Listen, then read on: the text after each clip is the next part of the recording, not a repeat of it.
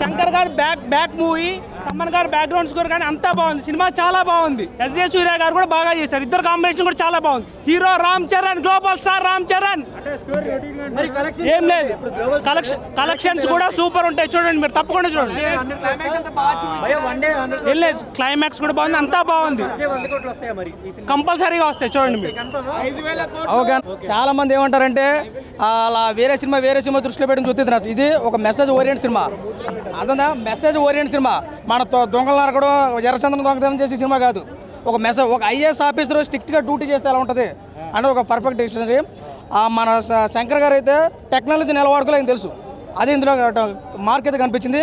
ఇక global star Ram Charan గారు అయితే యాక్టింగ్ పరంగా చించిపాడేసాడు. 1 man షో చేస్తాడు. దానికి తగ్గ ఎస్ఏ సూర్య గారు కూడా దాని ఇంపాక్ట్ అయితే బాగా గట్టిగా చూపించారు. సాంగ్ క్లైమాక్స్ ఎందుకు ఎక్కదన్నా, క్లైమాక్స్ ఎక్కదన్నా ఇప్పుడు చూసినాడు ఒక సినిమాని స్టోరీని పురలో పెట్టి చూడాలి. ఇక్కడ 2 చూడాలి. ఒకటి రామ్ చరణ్ గారిని చూడాలి, 2 స్టోరీని చూడాలి, 3 శంకర్ గారిని చూడాలి. ఇప్పుడు ప్రతి ఒక్కటి భారతీయుడు ఉన్నారు. భారతీయుడు సినిమా తీసినాడు శంకర్ గారు దృష్టి దాని మీద పెట్టలేదు, గేమ్ చేంజర్ మీద పెట్టాడు.